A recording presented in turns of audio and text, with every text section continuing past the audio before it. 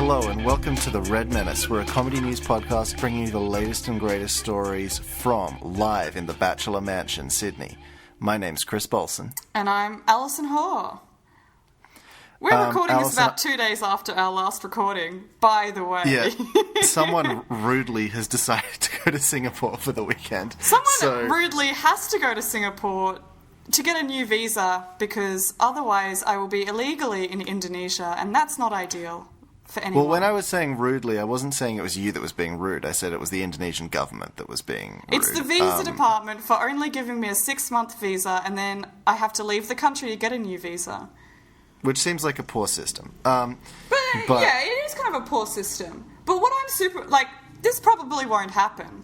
But I'm kind of thinking, if I leave the country to get a visa, and then my visa is rejected, and all my stuff is still in Indonesia, what happens then?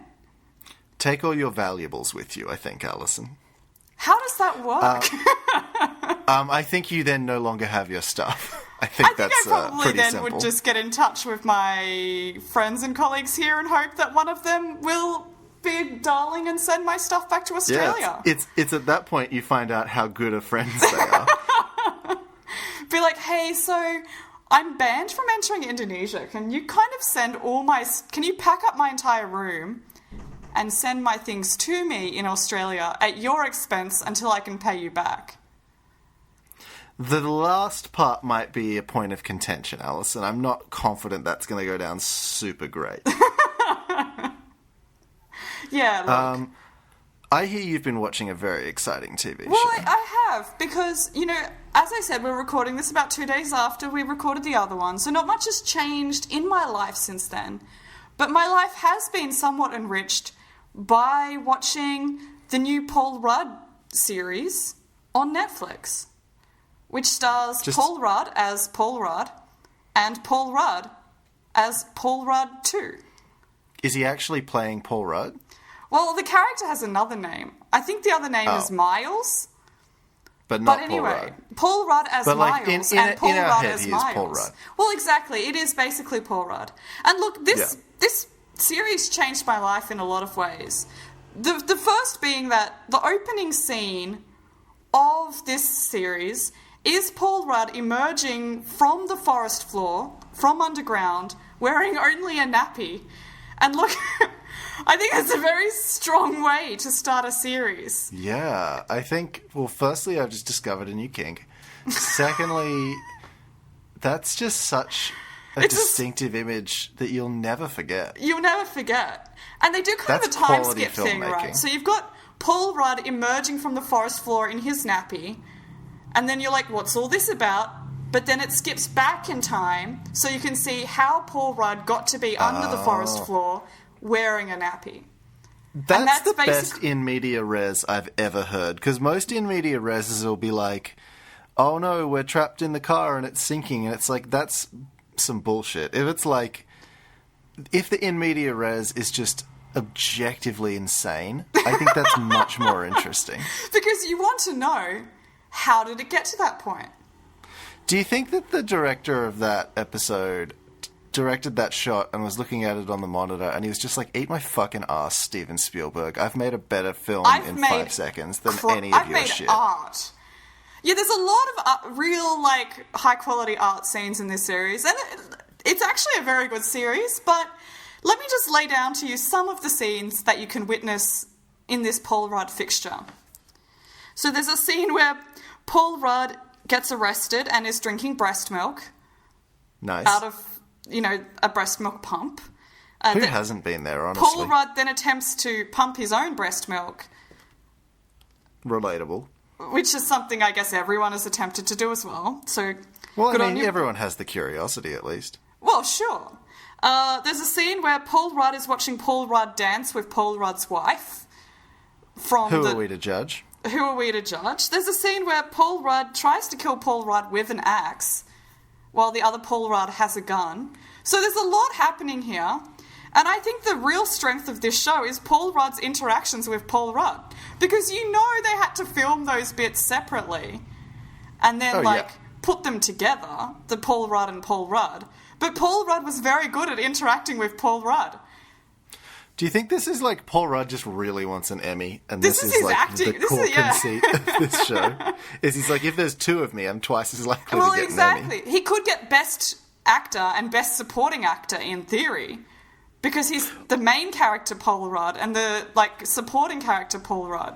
Or do we think that they're both the lead characters so that he can get tied Best Actor and Best Actor for both Paul Rudd? But they have to give him 2 award trophies because it's two distinctly different They give Paul the Rudds. single Paul Rudd 2 Best Actor awards.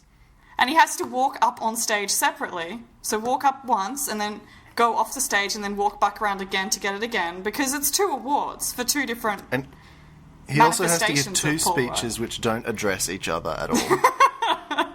Which seem distinct from one another. But look, I say if you're on Netflix, give the Paul Rudd show a go. It's pretty good. Very and nice. you can see Paul Rudd do a lot of things with Paul Rudd. So... does Paul Rudd... No, I know I'm going to regret asking this, Alison, but does Paul Rudd kiss Paul Rudd at any point? I don't think so. Damn it, fuck. Yeah, look... Season 2, baby. Look, Season 2. The ending of the season implies that Paul Rudd and Paul Rudd are now getting along better. So maybe it's a setup for that scene that you just mentioned to occur in season 2. I guess that's what they're hinting at. The idea of... You know how the idea of the show True Detective is that, every season it's, another different detective noir with, a different set of famous Hollywood actors and actresses Sure. as, the leads. Sure. So it's it's not serialized. It's a...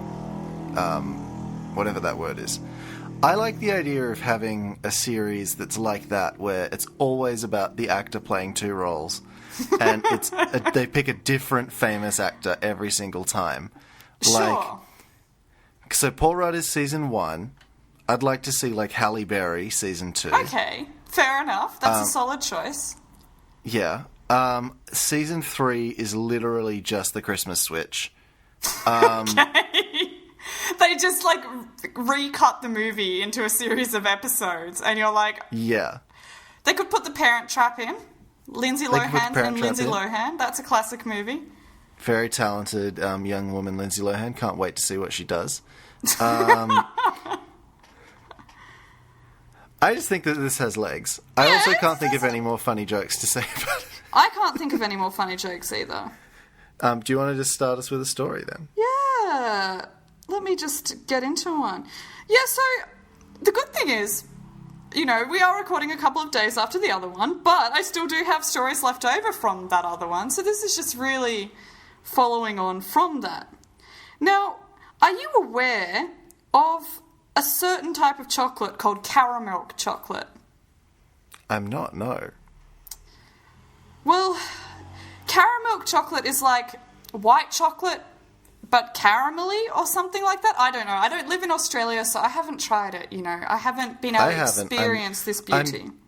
I'm curious. It sounds kind of bland, to be honest, but I'm interested at the same time.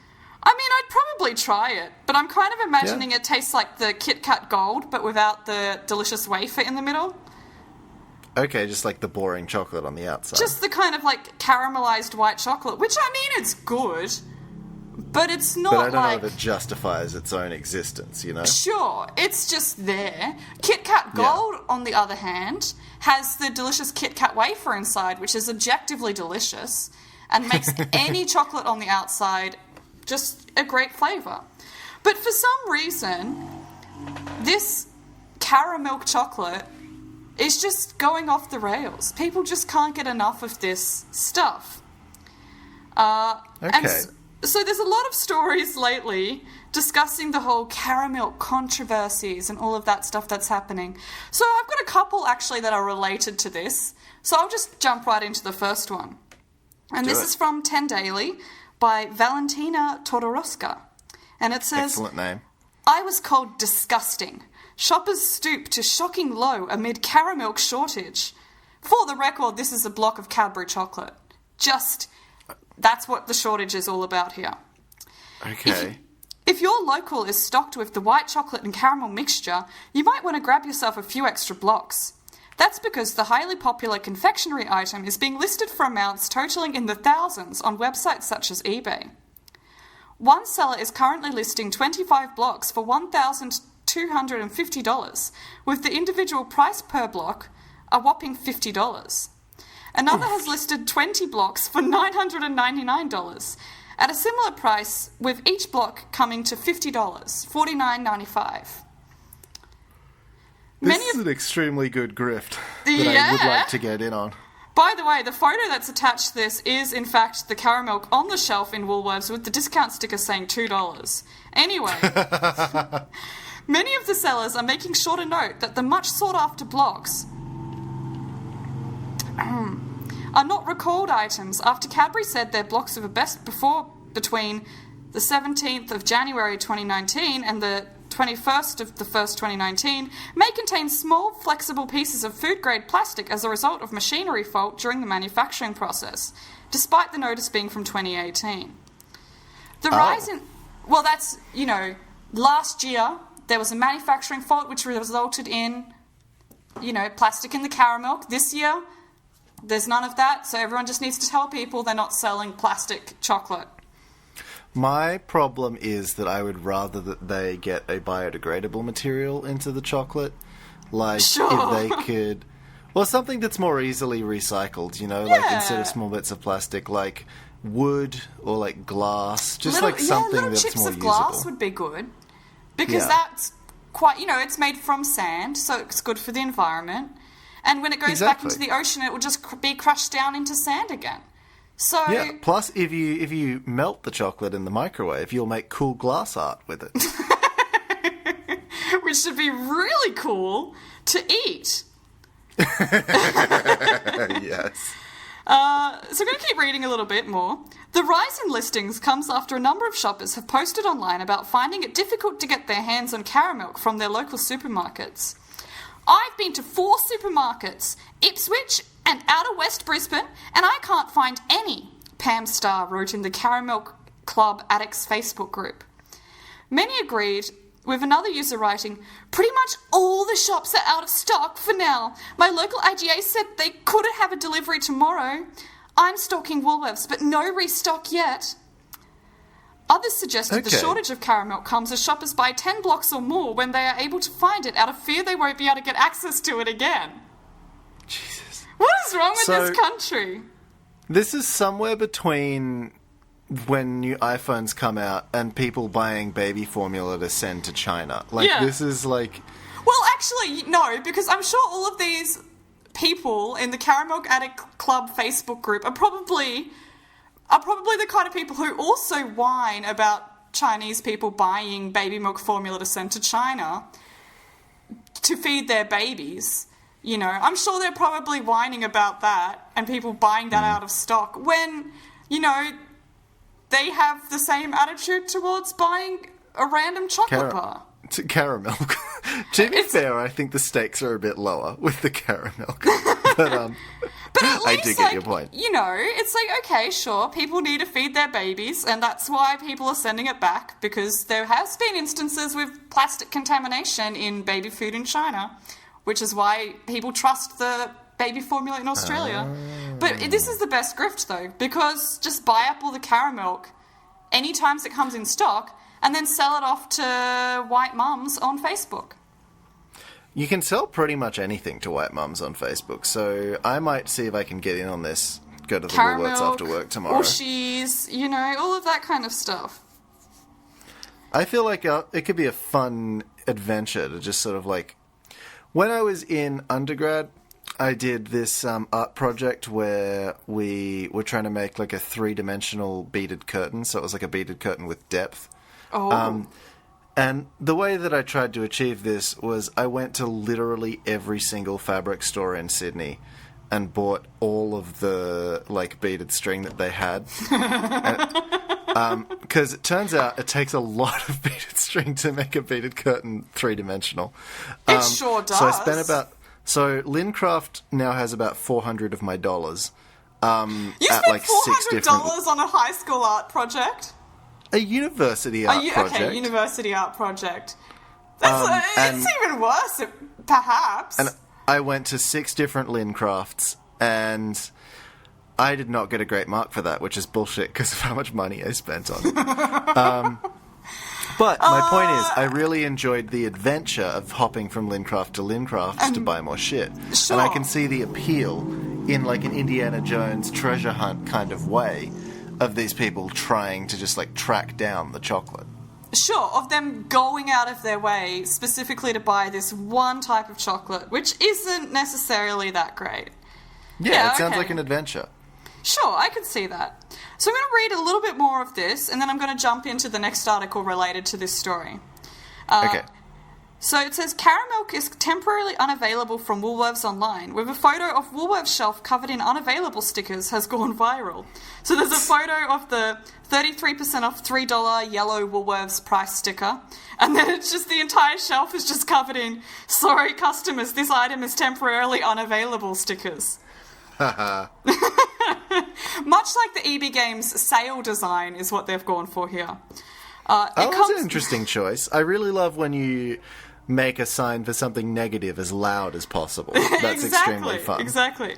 It comes after many disgruntled workers shared their stories of being asked to check if there was any left in the back by customers, only to cop abuse when they reiterated that there is none left. I keep being abused because apparently Nightfill order stock... I keep being abused because apparently Nightfill order stock and know all about why it's not in, wrote a Woolies worker. All I tell customers is a variant of, it's not my fault a popular product has sold out before 6:15 in the afternoon. I was called disgusting by an old lady. Like, look, I know I'm disgusting, but reminding me isn't going to bring your stupid chocolate onto the shelf. I like this guy. I like that too. I know I'm disgusting, but telling me is not going to bring your chocolate back. So look, that was the story that I had from before, and this is one that popped into my feed this morning, which is by the same journalist, also for 10 Daily, following on from the Caramilk story. I guess Caramilk is her beat now, you know, that's her speciality. Yeah. So I love serialized stories. 10 Daily has got her chasing this story. So this one goes, this is crap. Man burns $16,000 worth of Caramilk, and chocolate lovers are furious. Holy shit, I love it. Fight the fucking power, rage against the machine, my man. This is like the guy we had who chopped an Ushi in half, you know? Yes. Getting it so angry at, you know, consumerism and corporate culture that he destroyed an Ushi. Now we've got a guy, you know, burning Caramilk on his barbecue. I support this man. I really hope he doesn't get milkshake ducked at some point in this story. Caramilk shake ducked, I guess. Well, that's the episode title. It's one of the most divisive types of chocolate. But Bruno Boucher has taken his hatred, it should be hatred, Valentina, his hatred of the confectionery to new extremes.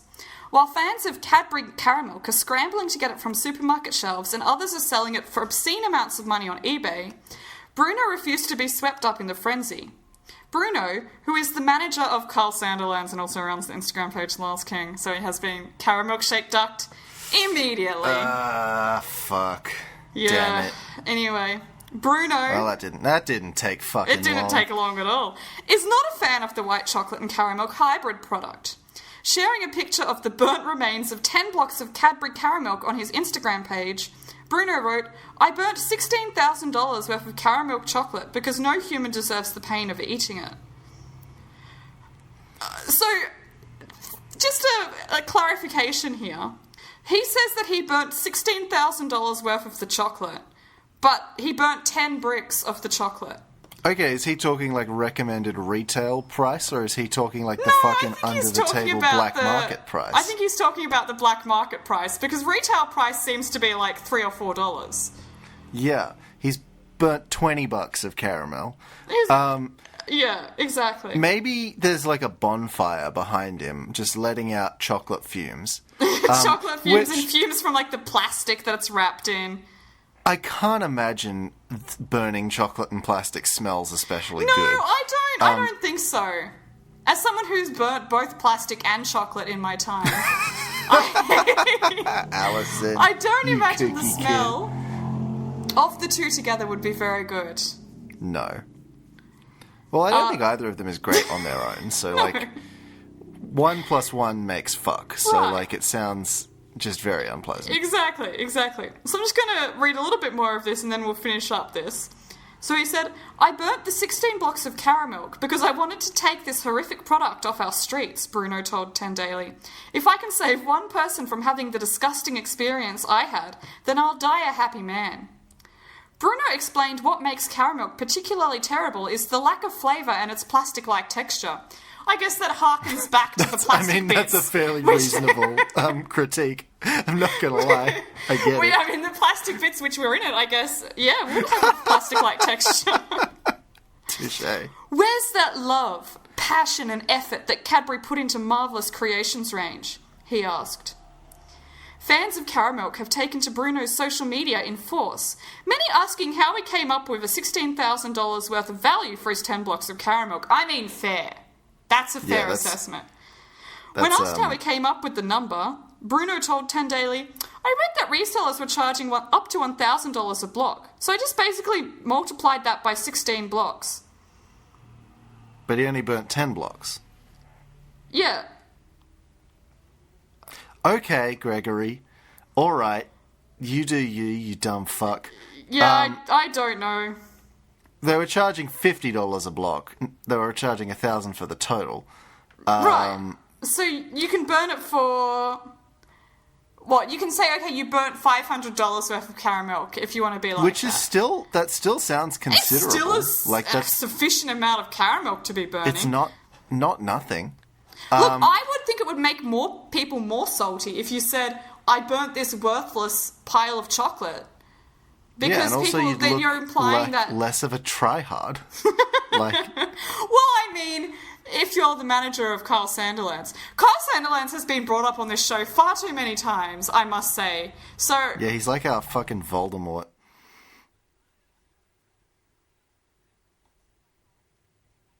Involve the shit, man. Okay, let me see. So this is a story that is from Vice. Vice, okay. Baby raves are the hot new thing for insufferable Bay Area parents. Are they? Remember all those warehouse parties full of neon lighting, sweaty youths, loud electronic beats, and stimulants that compelled you to rub chocolate pudding on your face and claim yourself the pudding lord? Do I ever? I did that all of the time. It's just such classic Alison. Well, great news. I mean, my Sims do that, so that's about the closest I've got to a warehouse rave. So that's. I still choose to believe that your Sims are actually your aspirational life, and your real life is just a sad imitation of what you wish you were doing. On The Sims 4, they have like a get-together expansion pack, and they have like weird warehouse rave things. And some random person that my sim met on the street invited me to go to a rave in the ancient ruins, and I'm like, sure. And I showed up, and it was literally just them standing in the ancient ruins and me, and there was no one else there. And I feel like we've all ominous. been to that party though. Like. Someone's like, oh, come along, it'll be sick. And you go there and it's just them, standing there in the ancient ruins, probably with some kind of sacrificial dagger. They're like, there was track work. Not a lot of people are cancelled, unfortunately. But you and I can still have fun. You want to play Mario Kart? You're like, I was kind of hoping there'd be other people here because I don't really want to talk to you. Because you're a douchebag. Well, great news. They've officially been gentrified by babies. The next rave you wander into, glow sticks in hand, may be full of toddlers named Molly, or Arrow, or Finnegan, instead of actual Molly. And frankly, that's bleak. Okay. You can tell this is on Vice. Oh, it's extremely Vice. Yeah, immediately. Whilst the content of the actual subject, warehouse raves. Whilst the subject of the article is fairly objectionable, I feel that the Vice editorial is just as objectionable and is the main reason why I'm reading this. Yeah, okay. I mean, I love overly editorialized pieces Yeah, I feel of like it's been a journalism. while since we dunked on like a really overwrought article, and I just that really said, enjoy it. if Vice wants to give me a job, I'll happily accept that. But also, some articles are extremely Vice. Continue. The Los Angeles Times reports that the latest craze among Bay Area yuppies who think they're cool because they listen to Spotify's This Is LCD Sound System playlist while cooking, but who still want to feel like they're cool after procreating, I feel very called out. is baby raves. Oh, Baby dear. raves, as in raves, for babies. The aptly Why? named baby rave is a popular daytime dance party where parents let their tiny children, only 4-year-olds and under allowed, go apeshit on a dance floor for hours, likely in the hopes that they'll tire themselves out and Okay, sleep but through to the be night. fair, that sounds like a great way to get your child to sleep through the night. Just letting them go Right? ape shit on a dance floor. Like, Just play I some was fucking I was dubstep. kind of like questioning this whole thing. I'm like, what is this all about? Like, people bringing babies to raves? No, just letting your baby like run around all day on some dance floor with other babies. Okay, great, good. I want to hear a dubstep remix of The Wiggles. The less Paw Patrol I have to watch, the better, really. Exactly. In the hope that they'll tire themselves out and sleep through the night, allowing their parents to finally watch a full episode of Grey's Anatomy again. Okay. I don't have children, but I know plenty of people who do, and I'm well aware that finding daytime activities for a child to take part in can be a struggle. But a rave? For babies? There Don't be such a narc, man. Come on. Let the kids there have have their to be fun. better options that are less embarrassing. One day, when little 2-year-old Juniper is a mouthy teenager calling you a bitch for not stopping by the Taco Bell drive-thru on the moon-based civilization we all live on, she will roll her eyes when you tearfully scream, "I took you to a baby rave, you ungrateful brat!" Sure, raves are culturally significant spaces where young people gather to express joy and amazement at their hands turning into snake-shaped lasers. But the reality... I quite like that. But the reality is that babies aren't getting a lot out of this. As the LA Times notes, baby rave is not the most educationally enriching activity for toddlers. And that's fine. One parent that was interviewed said, "A lot of parents overprogram their kids and make them do STEM and academic stuff too early. At baby rave, fair. I do feel like baby rave is the polar opposite of STEM, and I think that I approve of that because Look, I think as someone who... I was good at STEM in high school, actually. But all of the... Well, not all of them. A lot of the STEM people I knew in university were very annoying about the fact that they did STEM. And I would take my baby Yeah. to a rave just to rub it in their faces. just to fuck with them, 100%. Just to be like, my baby's going to a rave right now, but my baby's still going to be successful. At baby rave, her daughter, Jordan, can just play. There's nothing wrong with just letting your kid poop their pants to a Tiesto cut in a yoga studio fashioned into an extremely underage nightclub. Sure. But the neon lights, the dancing, the blaring of Call Your Girlfriend, do babies want this? Do babies want to party? Do they want to be baby DJs? Do they even know Yeah. who Robin is or how hard body talk slaps? You know what babies do at parties? Fall asleep on chairs. See any wedding where someone brings their baby. We can just imagine them at the rave doing that up and down bounce they think is dancing. The pfft was Why are in you text, dunking by the on way. babies' dance moves? This guy hates babies so much. Like, I mean, fair enough. Like, you don't want to have a baby, but, like, why are we dunking on babies' dance moves? I feel like there's... I mean, let's dunk on grown adults' dance moves, because I'm sure this guy probably throws down some very questionable moves, too. I feel like this guy does like really complicated choreographed dance moves that he thinks are extremely cool, but everybody is just like, it's so much. It's Everyone so much. And clears it's off the not dance great. floor when he goes on, and he thinks that's a good thing, because it means everyone's watching him, but everyone's just kind of, like, secondhand cringing, so they need to walk away. Everyone's genuinely fearful that they're going to get hit because his arms are flailing with such It's wild like abandon. Mac from It's Always Sunny doing the karate chop dance moves. Exactly. So there's not much more to this, but I just want to say that the top suggested article at the bottom is "Straight men, please stop your useless fingering," which I think is a funny headline and also fair enough. Sure. Yeah, so that's all I've got about baby raves. In your hometown... Sorry, continue. No, you continue. I was going to say, we had this thing in Port Macquarie called a hot house party, which was an underage nightclub dance party thing that would run every month or so, run by, like, the PCYC or something. And, like, I was never allowed to go to hot house parties. And I feel like I missed out by not being able to go to an alcohol-free underage disco. And maybe that's why I'm not cool now.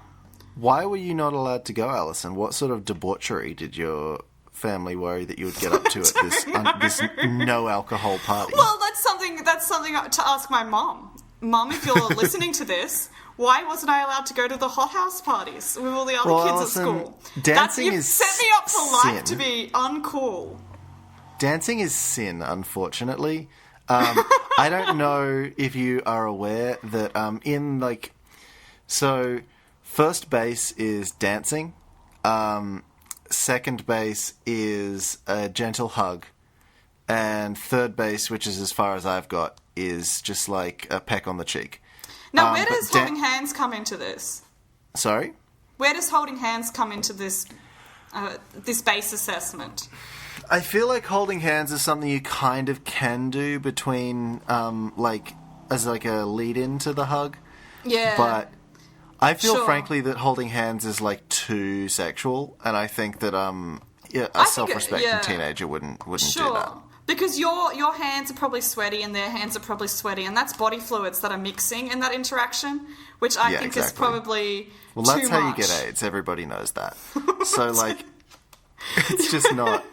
Your sweaty palms good. and their sweaty palms. Yeah, it's not ideal. You underestimate how sweaty my palms are. I could give someone some shit with just my fucking antidepressant-driven palm sweat. Fair enough. Do you have a story for me, Alison?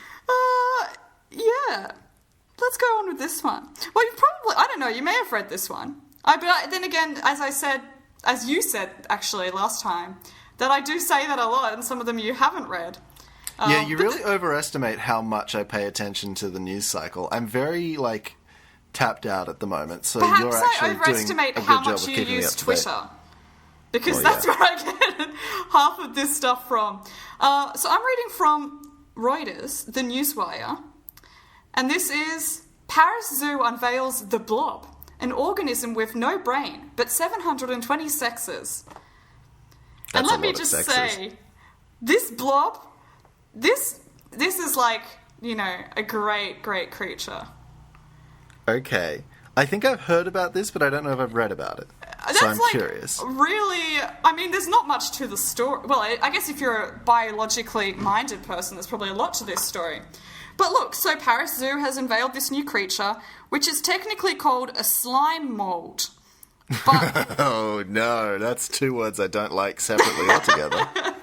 But the slime mold, apparently, it has no brain, but it can learn things, and it behaves like an animal. And that's the slime mold. So I'm going to read This is how you get zombies, though. Like, this is if how you it want starts, zombies, big time. Literally, the plot of the award-winning video game The Last of Us is that everybody gets attacked by, a fungus that turns them into crazy zombies. And it's not quite intelligent, but, wants to spread fungus. And this is literally that. Well, this is literally that, exactly. That's a Paris fucking Zoo terrifying. Showcased a mysterious new organism on Wednesday, dubbed the blob. A yellowish, unicellular, small living being, which looks like a fungus but acts like an animal. This newest exhibit of the Paris Zoological Park, which goes on display to the public on Saturday, has no mouth, no stomach, no eyes, yet it can detect food and digest it. The blob also has almost 720 sexes, can move without legs or wings, and heals itself in 2 minutes if cut in half. This is peak evolution. This is where evolution is going. I like that. I realize that as human beings, we have two superpowers functionally. One is thumbs, two is brain. Okay. This thing lacks both of those, but it has like 6 other superpowers that I think really makes up for it and puts it on our level. I mean, it can move without any limbs, which is good, because if my limbs were cut off, I would probably struggle to move. Yeah, and it can heal like Wolverine. That's very good. In 2 minutes, when cut in half. Does that mean it then becomes 2 of itself? Or does it join back together? I don't know. I haven't thought this through. I don't know. I hope it doesn't become 2, because then there'll be a lot of these things happening. Yeah, then this French place is fucked. Like, it's gonna spread. It's gonna, yeah. Paris is gone. Like, I mean, it's done like for. Like that Lady Hawk song. Paris I is guess burning. UK was good to get out of Europe. When the slime mold starts to spread around Europe, who will be laughing about Brexit then? You know? Well, Alison, the problem is that the slime mold, all it has to do is just multiply enough times until it can form a bridge across the English Channel. Well, that's true. It absolutely could do that. Yeah. Or it just has to sneak under one car. You get one slime blob into England, and they're fucking done. Like, you can't stop it. Well, it's an island, right? It's kind of... Yeah. Well, once the slime mold makes its way to England, then England's done for. I think the world is done for. Well, I think this is the end. I think maybe... Have you ever played that game? I forget the name of it, but it's the one where you need to make your disease kill the whole world. No, it sounds grim. I think it's like Pandemic. And then, anyway, it's really hard to kill Madagascar because there's only one airway route into Madagascar to send your disease there. So I think, we should go to Madagascar now in preparation for when this slime mold starts to spread. Okay, I'm down for that. It looks like it has a nice tropical climate. Yeah. I could go for... It's like tan season, and whilst I'm a redhead, so that's not how my body works, I'm curious to try. There's some big tortoises there, and I think the larger a tortoise is, the objectively better it is. So that's a good thing. I'd like to befriend one of these tortoises. That's a different place than Madagascar. I'd like to befriend a tortoise and learn to ride it like a horse. I think that would be extremely fun. If the movie Madagascar, there's a lot of lemurs there. I want to meet the lemurs that sing. Yeah. I want to meet Chris Rock, the zebra. Sure. I want to meet Ben Stiller, the lion. I want to meet Ross from Friends, the giraffe. Is Ross from Friends, the giraffe? Yep. Oh dear, no wonder I hated the giraffe character. and Jada the Pinkett giraffe Smith, character the spent the entire time bloody pining over the hippopotamus, which was clearly out of his league. Yes. So I guess it's kind of exactly the same as Friends. His brand, yeah.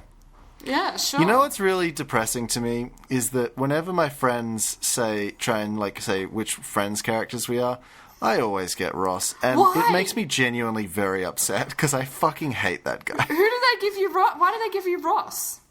I think just because I'm like dorky. See, the good thing is, right, because I'm a girl, they always tell me I'm Phoebe. Because I'm a little Phoebe's bit weird. Cool. But I like Phoebe, Yeah. I don't think I'm very much similar to her, but I'm a bit weird and I'm a girl, so that's the typecast I get, and that's okay. I'm happy to be typecast as a character who's not shit. So... Well, the problem is that my options aren't great. I've got they're not great. Ross, who sucks ass, Chandler, who is funny but aggressively transphobic. Sure. And you've got Joey, who, dumb Lothario, and... I'm dumb, but I'm not a very successful Lothario, so unfortunately I don't think I can be Joey. Well, I think of the three, I would rather have Joey as my friend. Oh yeah, Joey's my preferred pick of the bunch. I have a friend who is similar to Joey, who I'm not going to name because they'll get very offended. Will they know who they are? Probably. Okay. Shall I continue the story? Yeah, go ahead. The blob is a living being which belongs to one of nature's mysteries, said Bruno David, director of the Paris Museum of Natural History, of which the Zoological Park is part. It surprises us because it has no brain, but it's able to learn. And if you merge two blobs, the one that has learned will transmit its knowledge to the other, David added. I'm gonna fucking die. I feel genuinely quite scared and uncomfortable hearing this. Exactly. Like, this is I'm terrifying. not even worried about the boa constrictor that's on the loose anymore because I know this blob exists and it can learn and transmit its knowledge to others. This is like an eldritch horror. Like, I just can't comprehend it. Like, right? Exactly. We don't need, like, huge krakens or anything because this exists. Yeah, the blob is much scarier. The blob is inherently scary. So the blob was named after a 1958 science fiction horror B-movie starring a young Steve McQueen, in which the alien life form, the blob, consumes everything in its path in a small Pennsylvania town. We know for sure it's not a plant, but we don't really know if it's an animal or a fungus, said David. It behaves quite surprisingly for something that looks like a mushroom. It has the behaviour of an animal. It is able to learn. They did reiterate it's able to learn a few times in this article, which makes me feel like the scientist is a little bit worried about that fact. Yeah, dude. Like, is this something that they've discovered recently? Because it sounds a lot like something that an alien sent to us in a drop pod as, like, their reconnaissance thing that's going to slowly spread and take over the world. Area and then 51 the aliens come in and... They had the storming Area 51 recently. I don't know what they let out. It could have been this. That would make a lot of sense, actually. Shit. I feel like it kind of would. There's a lot of articles about this around. I was hoping for a little bit of an explanation of the 720 sexes, but I'm kind of glad it didn't because it leaves it up to our imagination as to the different combinations or lack thereof that could be making up this slime mold. I will just say that when that thing jerks it must be really creative. Like, it could get some shit done. Oh, absolutely. But I mean, it's kind of like... That's the peak of evolution, I think. That's where everything's going towards becoming this thing. Evil slime monstrosity. Yeah, that exists it's not an animal, purely to consume matter. Not to eat. Eat is the wrong word. To consume. It consumes everything else, but it doesn't consume its own type. When it touches its own type, it transmits the knowledge that it's learnt. You know what and this I is? Find that's this the is most a real spooky. life Katamari. This is like, it's just going to roll and roll and roll and start gathering more and more and more stuff until it's the size of, like, the moon. And at its core will be the blob. And it'll just be, like, surrounded by, like, cities and bodies. Little tendrils of yellow fungusy stuff. Yeah, but, like, it'll have gathered enough stuff that it'll have its own gravitational field. And well, that's true. The blob is going to cause tides to shift. Like, I'm just so... I can't make jokes about it. I'm genuinely scared of the blob. Yeah, well, I hope it stays in Europe. I hope it doesn't make its way to Australia, or this island that I'm currently on at the moment. I mean, hopefully I can remain safe for a little bit longer from this creature. I really got to start building a go bag. I need to get ready. When you start to see the yellow tendrils approach, you've got to get out. I think that I need to find... Well, obviously we need to figure out what kills it, so I need some just, like, very strong, weed killer or something. Because if you cut it in half, it will regenerate. Yeah, exactly, because that was what the technique I was going to use for, like, people and zombies, is cutting them in half, but I can't do that with the blob, so I need to get creative. I need, like, a chemical solution. Sure.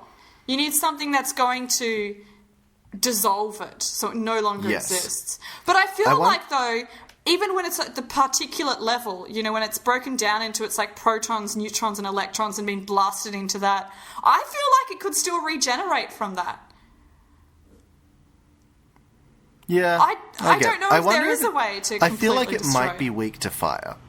If Pokemon rules have taught me anything, I feel like it might be weak to fire. Well, it has to be weak to something, so we've got some time to figure that out, I guess. But keep yourself posted. Yes, you can drop a story. Story is a strong word, but it's an article. So this is from a magazine called House Beautiful. I love home renovation and home decorating magazines. For someone who has no prospect of ever buying or decorating my own home, It is very cathartic sometimes. So when I open the actual article, it is got a different headline, but I want to read you the headline from the link, which is, "Ping pong tables are the investment piece you didn't know you needed." Okay. Then if you open up the actual article, which again, article is a strong word, it says at the top, "Knife, fork, and paddle." If you put a ping pong table in your dining room, maybe you'd actually spend time there. They can play double duty. I don't really see how that's related to the original link article. Because when I clicked the link article, I'm assuming this is going to add, like, value to my property. You would think that. You'd be incorrect. Okay. So the rest of the content of the article is just 6 ping pong tables that they've got prices, links, and titles. I'll say, first of all, I've had a very fucking rude awakening in terms of the price range that ping pong tables exist within. What is the price range in this magazine? How about I want you to give me what you think so there's 6 of them, and they're all different prices. I want you to guess what you think the lowest one's going to be and the highest one. This is like The Price is Right. Yeah. So tell me what do you think the cheapest one is? Well, I don't know if they're going to give the cheapest ones that exist, because, like, our school bought a ping pong table for $150 from Gumtree, with the pieces. So, but I think that was a Gumtree one. So let's say $500 is the minimum for a ping pong table. And what do you think the maximum is? The maximum, something really ritz and grand. Perhaps, let's say, this is a home decorating magazine, so usually it's for, the 1%. Maybe 5,000? Oh, Alison. So the cheapest ping pong table on this list is the Isimar indoor/outdoor ping pong table, which you can get from Perigold.com. Costs you $2,255. That's a lot of money. It's a lot of money. And the most expensive ping pong table on this list is the Vitro tennis table in brass. You can get it from 11ravens.com, and it costs $19,980. I'm sorry! Imagine having $19,000 to drop on a ping pong table, which you're also doubling as your dining table for some reason. It is fucking insane. So I've just opened up this link because I want to describe what I'm seeing. Yeah, I want to know. I want to know what you're seeing. What makes this ping pong table worth that much money? So 11 Ravens, made in the USA, luxury game table design. The game hasn't changed, but the playing field has. God, that's so lame. And so they just have like a revolving thing of 2 images. One is a sort of reflective ping pong table with a woman in a fairly short dress, lying on top of it with her legs up over the net. Jesus Christ! In like a seductive pose. Her hair is splayed over the table. Oh dear. Her fairly gifted chest is pointed towards the sky. So I guess the kind of implication here is that if we buy this table, this sexy woman will be in our house. Yes. What I enjoy, though, is that the way she's positioned means that it would be, logistically impossible to have sex with this woman because her, bum area is against the net, so the net really is functioning as a kind of shield. It's modesty. It's a kind of, chastity belt, for the modern day. For the modern day man cave. And the second image is of what looks like a table made out of, some sort of metal. And there's a woman doing kind of like that reversed arch handstand thing where you bend back and then put your hands down. Except her body is so she's nude, but you can't see her body because it's encased in a kind of black gooey particles that look like venom from the Venom movie.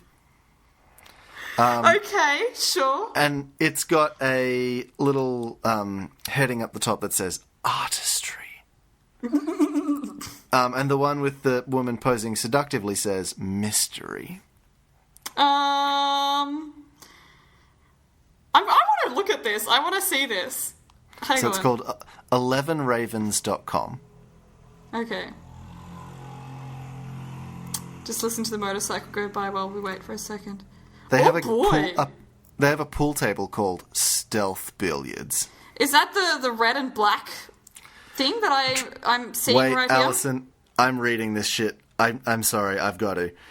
Okay. Drawing influence from the stealth bomber aircraft, 11 Ravens God, brings this a is model. so patriotic. Brings a model that is precision engineered and uncompromising in style. The bold aesthetic makes this masterpiece something brave and shadowy. The stealth billiards table striking stance exudes confidence, and its visually stunning poise makes it one of a kind. That is the most phallic description of a billiards table I've ever heard. It's the funniest shit. Well, I found one product here.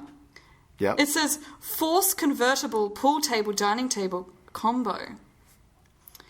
And there's nothing really describing it except that it's like, it looks kind of like, you know those gamer laptops, how they're all like black with like a bright coloured trim? This looks like the gamer laptop of pool tables. Oh yeah, I found that one. It really does. It looks like it's made by Alienware. like fucking Alienware or something. Jeez, I found the picture you were talking about. Right? I'd like to see some pictures of people playing on this, but I guess The Avateur table tennis table. Fluid lines and visual contours create a remarkably uncomplicated spirit and aerodynamism in the Avateur table tennis table. A magnum opus of effortless elegance that is the ultimate expression of less is more. Jeez. This design I'm very out of touch with the 1%.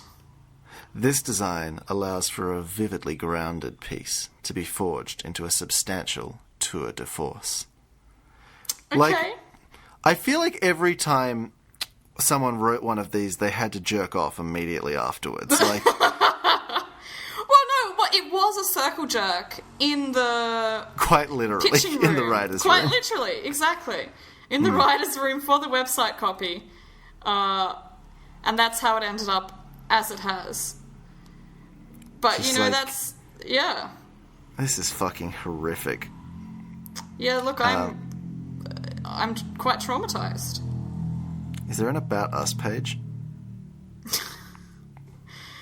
We're just a bunch of American-loving guys made in America. Do you have any other stories that you would like to do?